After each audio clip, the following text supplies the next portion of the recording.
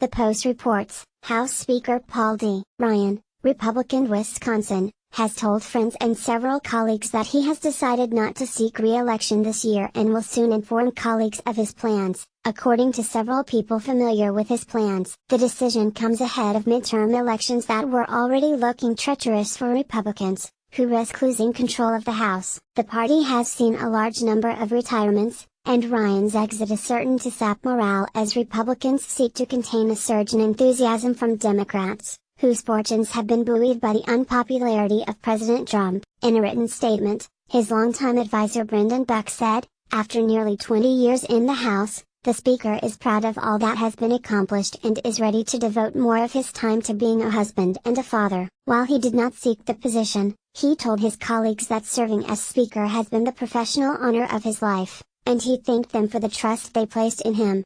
The political reality is less noble. One can hardly imagine a more obvious signal that Ryan fears the prospect, if not of losing his own seat, than of losing the majority and hence his speakership. In the past, speakers, understanding the demoralizing impact that premature white flag waving would have on their troops, had the good sense to wait until after the election to announce that they would exit the leadership of their party. Ryan's move has several consequences. First, Democrats, who were heavily spending to defeat Ryan, can declare victory in that race and save the money it would have taken to knock out a sitting speaker. Get ready for Democrats' taunts that Ryan lacked the courage to stand before the voters with a record like his. Second, this is a flashing light to donors and candidates on both sides. For Republican money men, the message is, don't throw away cash trying to save the House. One wonders whether Ryan, previously a strong fundraiser, will still be able to get donors to open their wallets when he's abandoning ship. For Democrats, it will be further encouragement to add to the record number of candidates and to get on board for a Democratic sweep.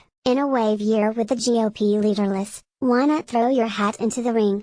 Third, this will be seen in some quarters as a sign that Ryan cannot bear defending the president from potential impeachment. It has been a chore to act as Trump's lead apologist, ignoring Trump's outbursts and justifying his zigzags. Trump is now going down a protectionist road that Ryan deeply opposes. As much as this is a sign of no confidence in his House majority, it is effectively an admission, I can't take it anymore.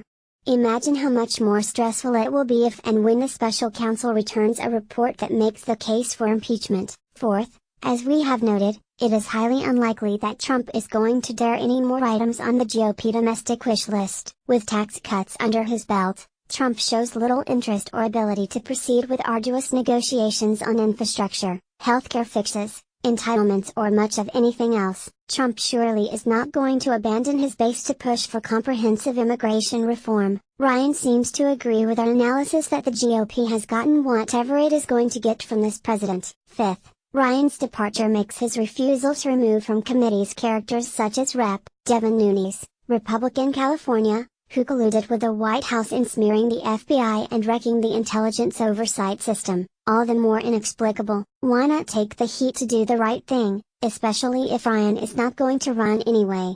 The lack of political courage still stuns onlookers who regarded Ryan at one time as a genuine policy wonk and serious leader. In sum, Ryan retreats from the scene after loading the country up with debt and leaving virtually every other agenda item save tax cuts undone. He fantasized that in backing Trump, who lacks conservative principles, or any principles, he'd have carte blanche to enact the entire GOP agenda. He made his Faustian bargain with Trump on the false assumption that Trump would be compliant, take direction from House Republicans and demonstrate enough discipline to get through a slew of initiatives. That did not come to pass, because Ryan, in making his disastrous decision to place party over country and corporate tax cuts over defense of democratic values, failed to comprehend the depth of Trump's unfitness and the centrality of character in determining a president's success. Instead of achieving the entire GOP agenda, Ryan will leave a besmirched legacy defined by his decision to back, enable and defend Trump. No matter how objectionable Trump's rhetoric and conduct, Ryan has come to embody the nasty scourge of tribalism that dominates our politics. The inability to separate partisan loyalty from patriotic obligation, or to assess the interests of the country and the need to defend democratic norms and institutions, is proving to be the downfall of the Republican Party and the principal threat to our liberal,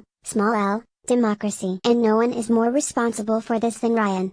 No one. Read more. Just in time. A new Republican group seeks to protect Mueller. The White House says Trump can fire Mueller. That should give Republicans heartburn.